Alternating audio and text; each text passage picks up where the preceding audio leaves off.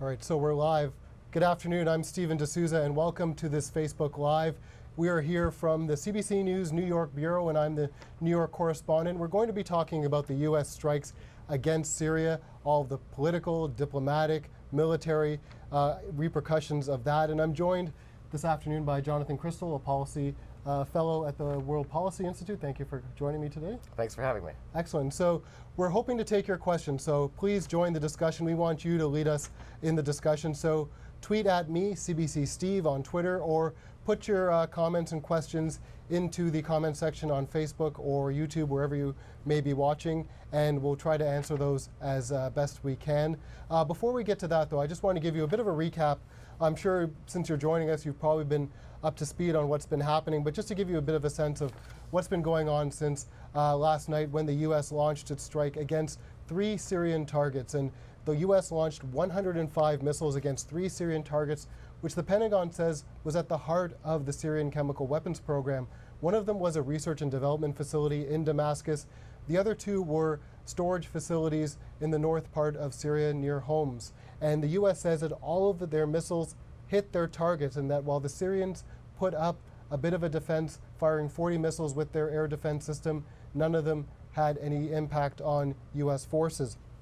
We can also tell you that the U.S. says that the reason for this strike is to send a message to Bashar al-Assad that chemical weapons cannot be used, that they essentially called him a monster. Both Nikki Haley as well as President Donald Trump called Bashar al-Assad a monster, and that this needs to be done to send a message as a deterrent to prevent future use of chemical weapons.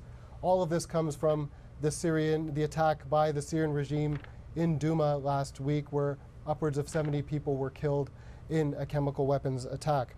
Now, there is a lot to discuss, just how effective the strikes were, just the whole decision to make this, what the implications are, Russia's reaction, the domestic reaction here at home, how the president handled this. So we're going to put all of those questions to Jonathan. So, Jonathan, first off, I want to ask you, was this the right move? Well, I think it was probably the right move. We had to respond, certainly once the president said we were going to respond. But we have an interest in maintaining the sort of global norm against the use of chemical weapons. And we have an interest in making sure that not only Bashar al-Assad, but other states around the world don't think that this is something that is acceptable and that they can get away with. Now, of course, Assad has gotten away with it before.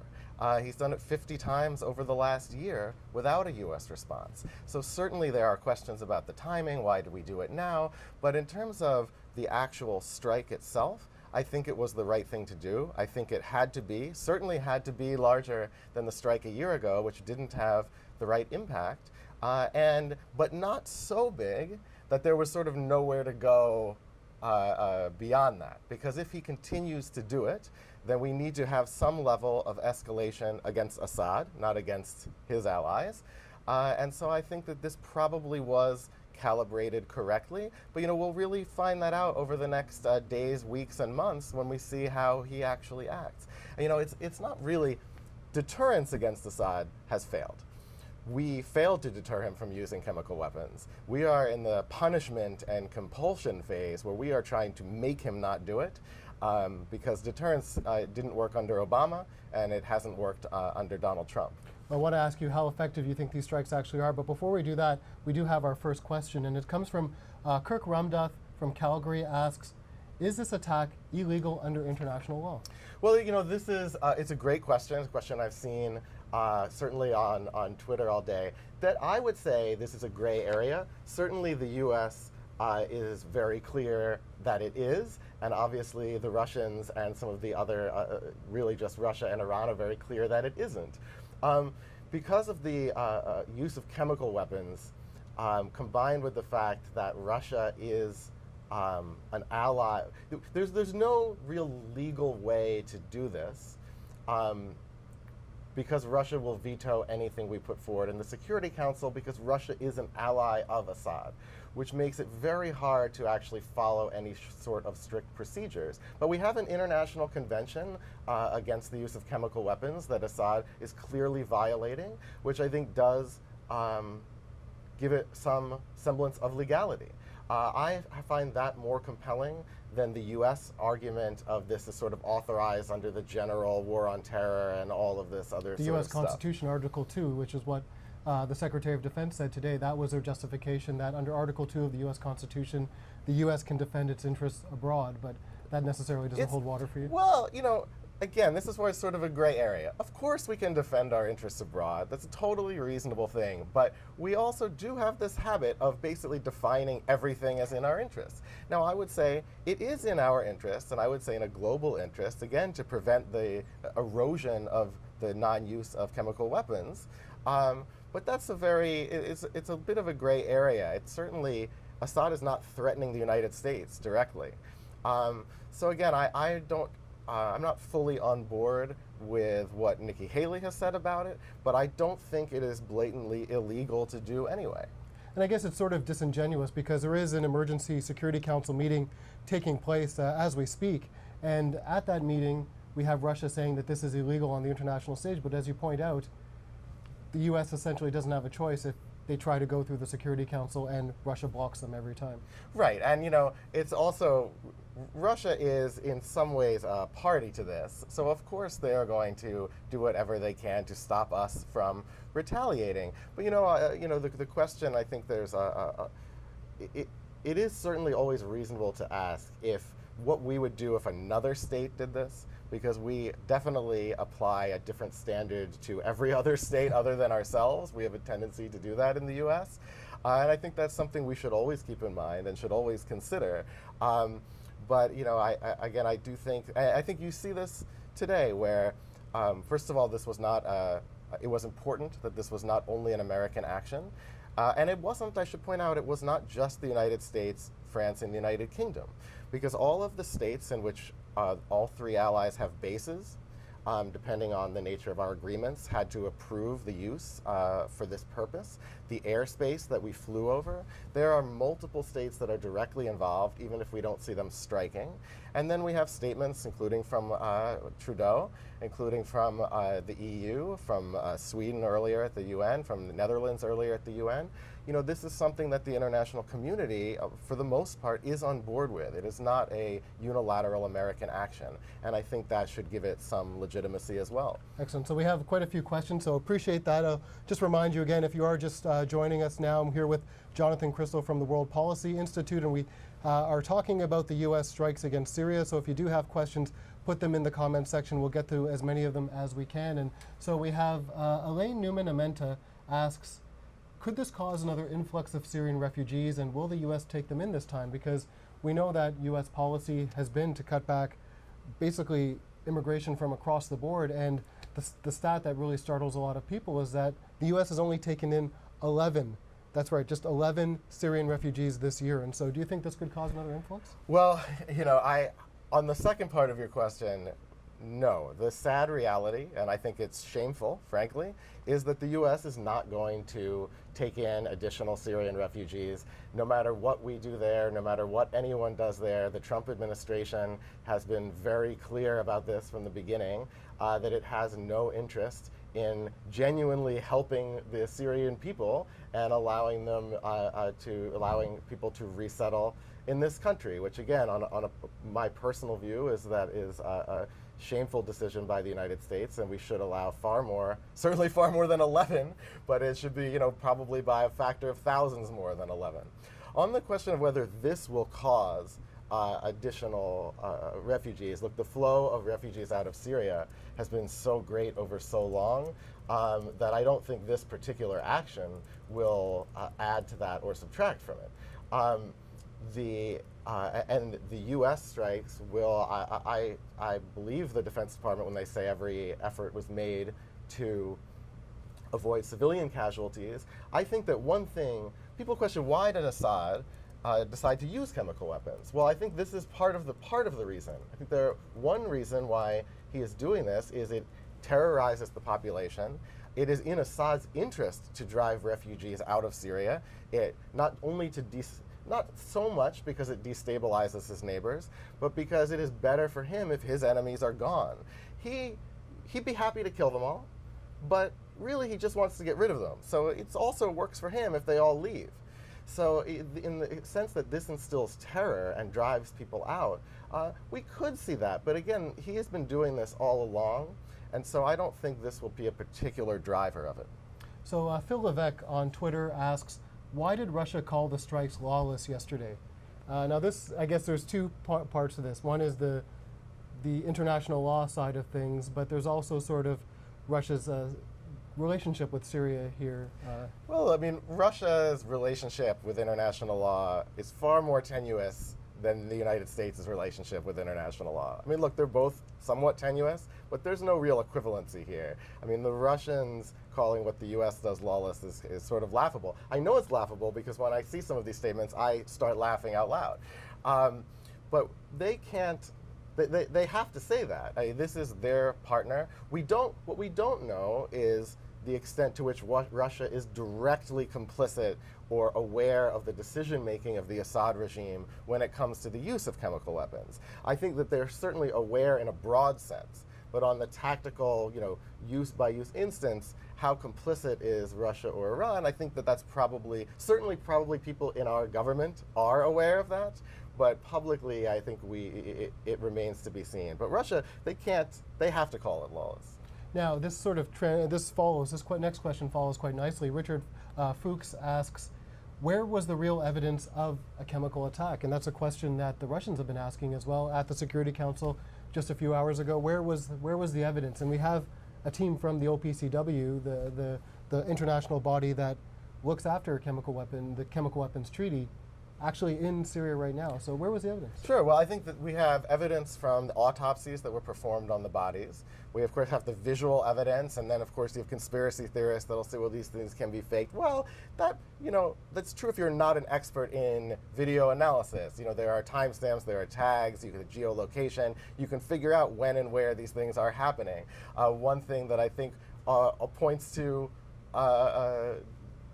I think that's a big part of it. The other thing that we will probably become more aware of over time is that we have signals intelligence and intercepts of communications between Syrian officials and people on the ground there that do confirm that. Obviously, we're not going to release transcripts of such a thing, at least not for a long time, to protect sources and methods. But I don't think there's any serious doubt among serious people that chemical weapons were used here. It does actually, counterintuitively, it makes logical sense. Now, one thing that's interesting in watching the Pentagon briefing this morning and last night as well, James Mattis was asked about this as well as some of the Pentagon officials. What nerve agents were used, what chemicals were actually used, and they said that they were sure that chlorine was used, but they weren't sure that there were other nerve agents used like sarin gas. And we know that chlorine has been used a number of times, dozens of times in the last year, since the last strike against Syria.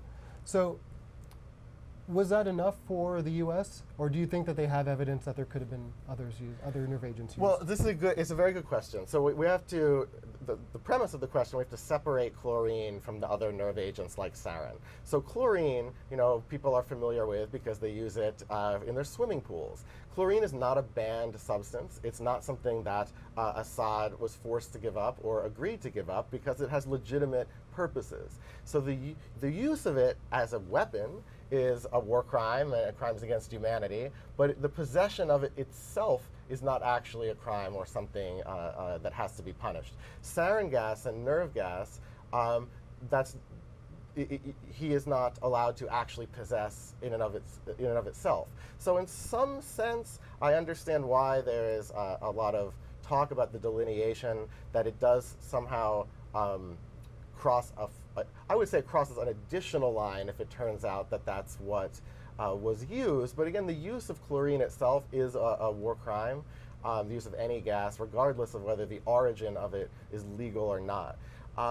So I suspect we do know what was used, but we haven't released that information yet. But ultimately, on whether it gives us the reason or the right to strike, I don't think it is particularly relevant, frankly. So you mentioned a war crime, or mentioned a crime. Lynn Chesters-Nielsen from Vancouver. Good morning to people tuning in to this from the West Coast. Thank you for joining us. She wants to know, can Assad be arrested for a war crime? Well, there's the can and there's the can. Yes, maybe he could be, but he's not going to be. And on a, you know, in theory, perhaps he could, but it's not going to happen. There's not a real way to make it happen. It's if you look to Sudan, you know, Omar al-Bashir, who was indicted by the International Criminal Court, in theory, is supposed to be brought before an international tribunal in The Hague. But he has traveled around the Middle East, he's traveled to other places. No one is sending in any sort of commando team to extract a leader of a sovereign state. So, you know, there's the technical question of whether he could legally be tried for war crimes, to which I think the answer is yes, to be honest. But the question of will he, or is it feasible to do anything that leads to that, not only do I think the answer is no, I think we should not pursue that. The fact that you could do something doesn't mean you should do something. Is it because he's protected by Russia and he has Russia and Iran as an island, it would just destabilize the region, or what? I think that's a large part of it. I mean, look, I certainly don't want it to seem like I'm on the side of Bashar al-Assad, but, you know, we are not going to send in a massive invasion force into another Middle Eastern country in the middle of an extremely messy civil war that in some ways is a sort of miniature world war to try to topple Assad, who's backed by one global great power and one major regional power and one major terrorist group in Hezbollah. So, you know, it would be extremely bloody, extremely messy, extremely expensive, and we, the United States, and frankly, even together with our allies, have a terrible track record of doing these things successfully. So, you know, Assad is a monster, but, you know, every option, for the most part, in Syria is bad.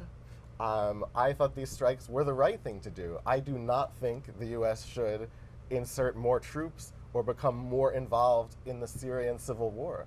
And again, because this attack is about more than Syria. You know, whether Trump thinks of it this way or not, who knows? Yeah. But it's about more than that. Jordan Barrett Labrosse asks on Facebook, where does Canada stand on this? Are you up on enough of what Justin Trudeau is doing? I have been to Canada many times. I have always enjoyed my trips there. A friend of Canada? I am not an expert in Canadian policy. I probably should leave that to Stephen, but Trudeau has come out and said and given a statement of support for the U.S., French, and British actions, although to my knowledge, Canada hasn't directly participated beyond the sort of rhetorical support, but maybe I defer to you on that. Farr Linda, or Linda Farr?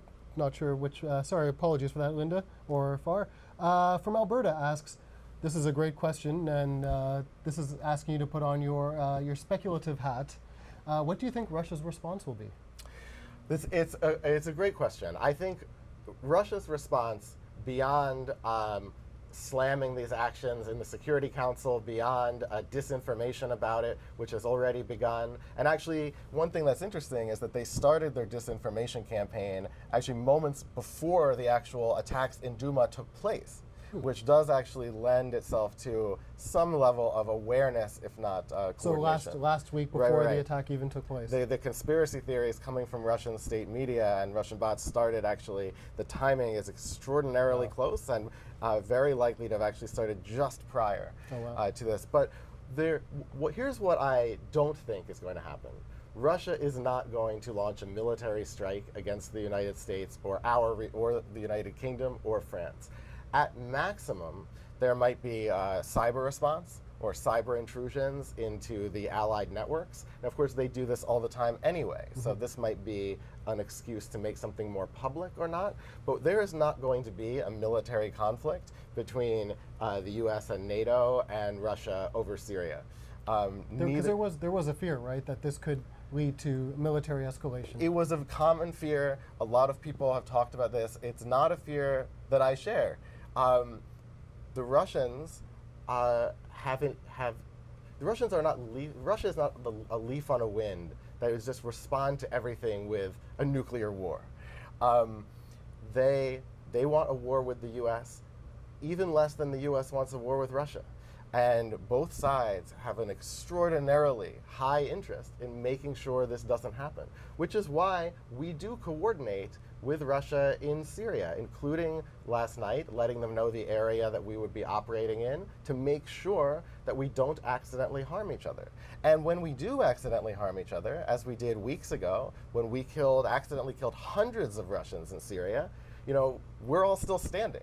We killed hundreds of Russians in Syria by accident, and it did not escalate to any sort of major military confrontation, let alone a nuclear war. What was that incident, just for people who might not be familiar, just very quickly? There was an incident in further east that there were hundreds of, whether or not they were Russian soldiers or Russian mercenaries is a little bit vague to me, but a U.S. bombing campaign. We have been carrying out bombing campaigns in Syria over the last year on a regular basis, directed in the fight against ISIS, but sort of caught in the crossfire at a military location where hundreds of Russian troops. This was reported at the time, but it also has come up in I believe it was mentioned in the Pompeo hearings over the last couple of days as well. So Kevin Chapin has asked a question, which I think I can actually answer, so I'll give you a chance maybe to grab a sip of water, because you've been answering these questions fantastically for us. But he was asking how much damage was done to military bases, and the sense we get from the Pentagon in terms of what was targeted was that they weren't targeting Syrian military or Russian or Iranian military targets. It was purely these research facilities connected to the chemical weapons program. And I think, in fact, the Pentagon was saying they went out of their way to avoid Russian and Iranian targets because they didn't want to escalate. Yeah, Mattis said in the press conference that they were purposely trying to avoid foreigners. Now, Cody Hoogwerf asks on Facebook, why is Russia in support of Assad's government? Oh, that's a very good question. Yeah, I think we sort of assume that, you know, people know why they're together, but it's good to step back and ask that. So Russia has historically, at least over the last little over 100 years, had a very minimal footprint in the Middle East. I don't want to go over 100 years of history, but they have not had a major presence in the region. You know, a little over 100 years ago in Iran, but for the most part not. And they also have very few friends in general, I would say. Assad and the Assad family and the Soviet Union and later Russia had a decent relationship over time. There was a old Soviet sort of supply pre-positioning, sort of supply outpost in Syria that for a long time was Russia's only permanent presence in Syria.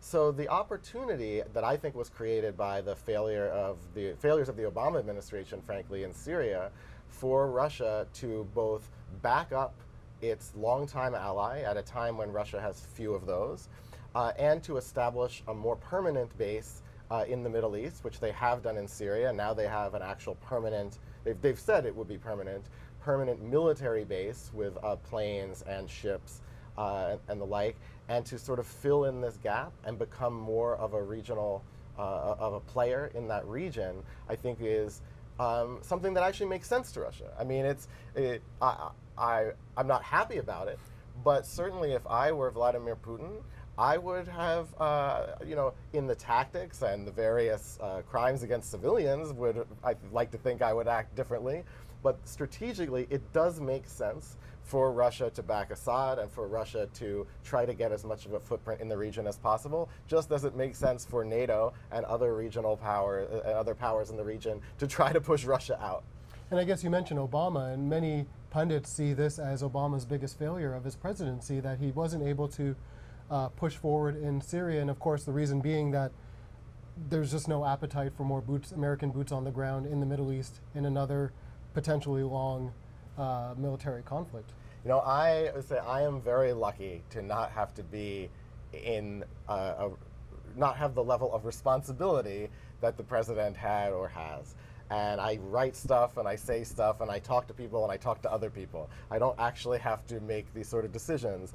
I do think it was a failure of the Obama administration, but I also, to not intervene earlier. And when I say intervene earlier, you know, I do think we could have probably done something to either to oust Assad or to stabilize the region in a way that is impossible now. And by that I mean now, as I said earlier, would require hundreds of thousands of troops and another full-scale war in the Middle East, which I oppose. It may have been the case that we could have done more at the time that was, but far short of that, to help dislodge Assad. Or actually, you know, what I would have done is tried to work with Assad early on. Would probably have been a better option, and the insistence that he had to go sort of pushed everything. Everything sort of fell apart, I think, after that. So the questions are coming in, which is great. So just a reminder, we're here. I'm Stephen D'Souza, the CBC News New York correspondent, Jonathan Cristol from the World Policy Institute, taking your questions on the U.S. strikes against Syria. Some great questions so far, great discussion. So keep them coming, and we'll try to get to as many as we can. Vi Gerbrand from Saskatchewan asks, can you tell us what influence Saudi Arabia has with this attack? Well, Saudi Arabia almost certainly had to allow the use of their airspace. It is possible to fly, you know, you could fly from Al Udeid and from the European base in the United Arab Emirates. You could fly a route that doesn't go over Saudi Arabia, but more than likely they allowed use of their airspace, which at the very least means they are tacitly supportive of the strike.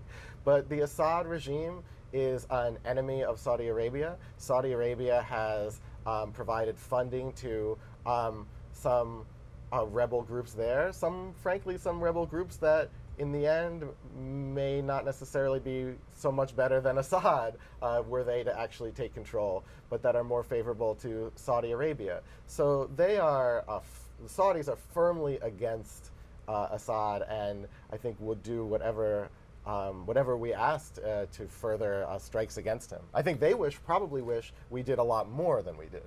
So Regway Flynn asks on Twitter, why would Assad do this knowing it would bring Western retaliation? Well, I think the knowing part is the question, right? There's a few reasons. One, I'm not certain that he knew this. That they would retaliate? Right, that there'd be retaliation. Certainly there was retaliation a little over a year ago, but we know that there have been around 50 uses of chemical weapons over the last year, and they did not bring retaliation from the United States. So it is possible that he thought that we wouldn't actually do it, that we were too distracted, that, or that we would do something even a light response. And I think you could argue whether our response was strong enough or was it too light. So I think, you know, it was uncertain. But on the sort of military level, you know, it's a cost-benefit analysis. He can use, if he gasses a population, again, which terrorizes the civilians, it's an indiscriminate weapon. It doesn't just target the people, a location from which people are shooting at you or firing artillery. And so this is the cost of you opposing me, or this is the cost for your neighborhood and your families for harboring people who are opposing me. And if he can do that, and if that has a positive military effect for him, if that subdues his opposition in a way that the cost-benefit works out for him, then it makes sense for him to try to do that. What we need to do is change that cost-benefit analysis. If he does genuinely fear that the costs, I don't think he has to fear for his own life, but if the actual cost to his military or to his, I mean, he has very little prestige, but to his military and to his ability to carry out conventional attacks, then he might stop. We'll see about that. What's interesting, you talk about prestige. One of the sort of, I guess, propaganda images that the Syrian government put out this morning was a shot of him walking into work looking like it was business as usual, and no security around him, nobody else really around him. So it's interesting, that image. Let's go to Victor Barr, who asks on Facebook. This is a bit of a general question, so you can sort of take it where you think. Who benefits the most from all of these wars in the Middle East? Take your pick, I guess. I mean, frankly, I don't think anyone benefits. I don't think anyone benefits from the wars here. I don't think. I think probably in the end, the biggest victor will actually be Russia. I think Russia will, in the end, however this ends, and I suspect it could be a very long time from now, but I suspect it will end with Assad still in power, effectively in charge of like the greater Damascus region, with a sort of Kurdish region in one area, and a sort of more amorphous southern part. But Russia will end up with a permanent base there. Russia will end up with a permanent presence in the Middle East. It will be a player in a way that it never was before. You know, Iran has less to gain because it is sort of it's holding its own line. It's trying to make sure that its one friend doesn't go anywhere. So it's sort of fighting to maintain the status quo. But you know, the biggest loser, of course, are the Syrian people. It's very difficult for all of the regional, every other country in the region. This presents problems for. The instability has affected all of Europe. It's affected Central Asia. It's affected the United States. I mean, this is, like I said, it's a miniature world war, and frankly, I don't think anyone benefits so much. Mike Engert from Prince George, BC asks, how many civilians worked in these facilities that were struck? And we should point out that the Pentagon, in their briefing this morning, said that there were no civilians hit. So I guess I'm not sure if you know the answer to how many actually worked there, but what does it tell us that none were killed? Does it mean they pulled everybody out, perhaps? Well, look, maybe none were killed. Maybe because of the time of day. Maybe we have intelligence that none were killed. But I think it is very early to make those sort of declarative statements with any level of certainty. I don't think it's our intent to kill civilians, but you know, it does happen. I also would say that, you know, you could be a civilian who works for the military. Right. You could be a civilian who is directly involved in a chemical weapons production facility. So the fact that you're a civilian doesn't necessarily mean you're not a target if right. you are actually part of the government forces that are carrying out or behind these attacks. That doesn't make you immune. But I think it's too early to say whether there were none. I mean, again, the timing does mean that there was probably a lot fewer than there would be normally. Mm-hmm. Yeah, because it happened at 4 o'clock in the morning. Right. I mean, you wouldn't expect in any sort of office building yeah. or even military facility, there are fewer people at 4 in the morning yeah. than there are at other times. And the U.S. military does have a questionable record when it comes to accurate numbers of civilians killed in its operations. Yeah. What are we going to say? I mean, yeah. when you don't know the number, you might. Why not say 0? I mean, Sharir Shahabi comments on Facebook. This is a comment, and we can discuss this. He says, in 2003, the U.S. invaded Iraq based on lies. It's a continuation of the same conflict. What are your thoughts on that? Well, there's an element of truth to that, frankly. I mean, the U.S. invasion of Iraq, which was perhaps, you know, and the greatest foreign policy blunder, certainly by the United States in modern times, if not American history, destabilized the entire region, and the fallout has been seen all over the region. And you know, even if you can't, maybe you can't draw a direct straight line, at the very least you could draw a sort of crooked line to it. So mm-hmm. You know, I think that there's some truth there. We have Brianne Newdork from Manitoba asks, why have chemical weapons been used on Syrian civilians in the first place?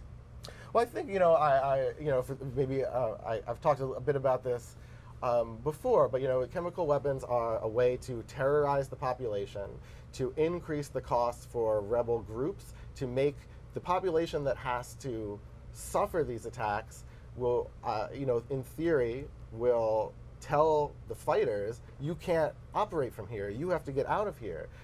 It's not about necessarily the place where even the weapons are used, but he's sending a message to every other place. Every other town where there might be rebels fighting against him now has to worry, are we going to be gassed next? Now, of course, they have had this worry all along because he's done it before. And it is different than, it's an indiscriminate weapon, and it is, you know, I think all of us as individuals and we as our own societies actually do differentiate sort of ways of death. We all, I think, there are some way, you know, if we could choose the way we leave this existence, I think we all have ways we would prefer and ways we would not prefer. We have the death penalty in the United States. It's controversial, but there are ways that that the courts have ruled we cannot kill people because it's cruel and unusual, even though the end result is the same. So, you know, in most societies, we do make these sort of differentiations, and that there is something worse about this.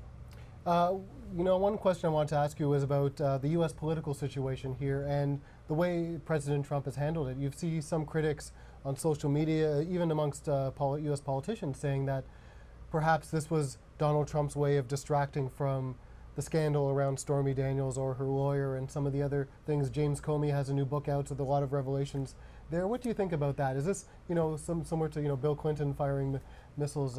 I am, if people read other things I've written, I am a harsh critic of President Trump. I think that 99.7% of everything he does is incorrect, let's say, is probably about the nicest way I could possibly phrase it. But I think, I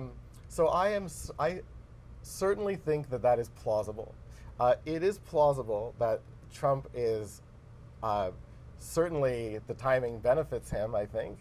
And I'm certainly willing to entertain the idea that Trump approved it in such a way that it would try to distract from the big Comey interview tomorrow, from the book release, from the Michael Cohen, the latest in Michael Cohen's scandals from yesterday. But the fact, I absolutely question Trump's motivation. Look, if Trump genuinely cared about the Syrian people, we would take a lot more Syrian refugees into this country.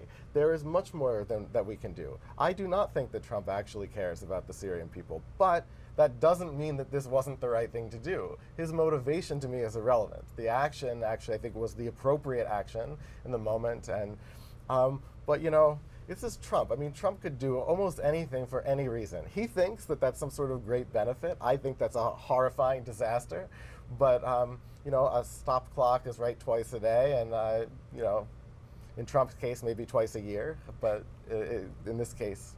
And just another example of Trump rhetoric, Nikki Haley, the U.S. ambassador to the UN, when she was talking to the Security Council earlier today, said she had just spoken with the president, and he said that they were ready to go if Assad pushed them, that they were locked and loaded, and she used the term which harkens back to something Obama did, saying that when this president draws a red line, he means it.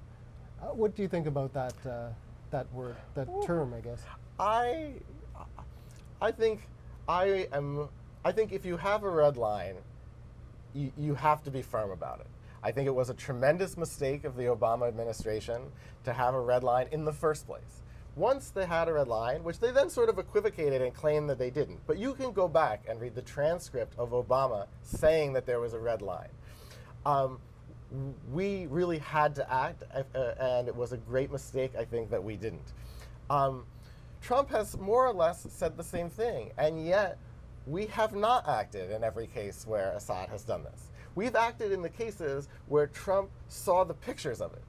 We've acted in the cases where it sort of made the his favored morning show, where it's broken through that, and he's become more directly aware of it and had a sort of visceral response. So look, so is it? It's a dotted red line at best, but I will go with the dotted red line over nothing, but.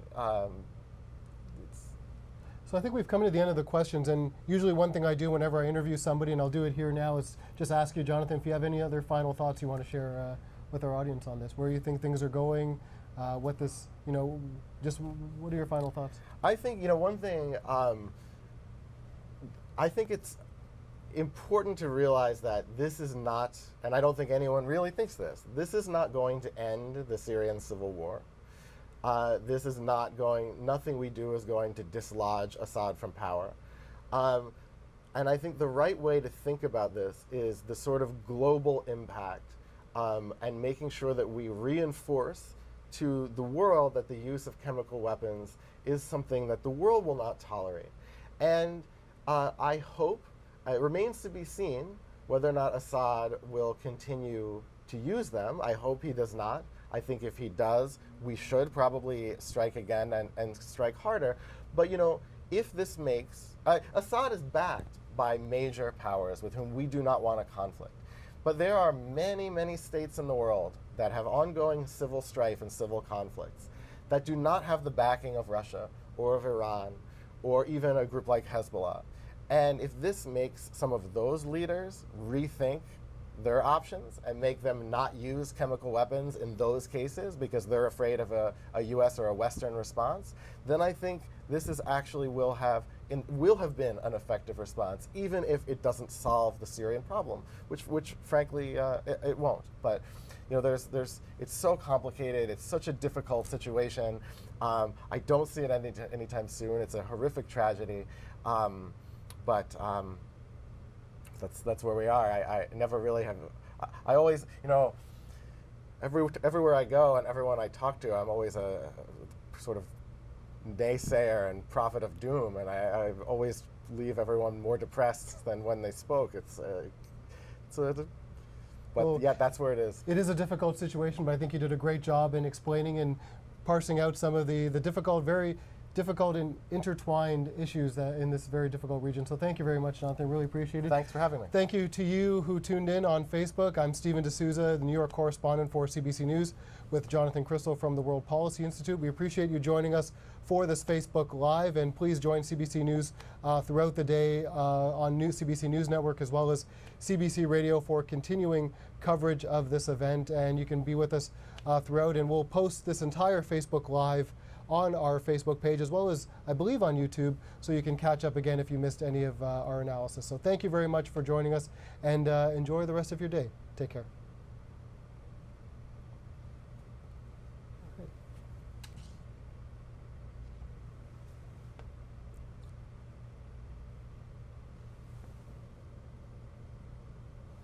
Thank you very much. That was really good. Great. So I think we might still be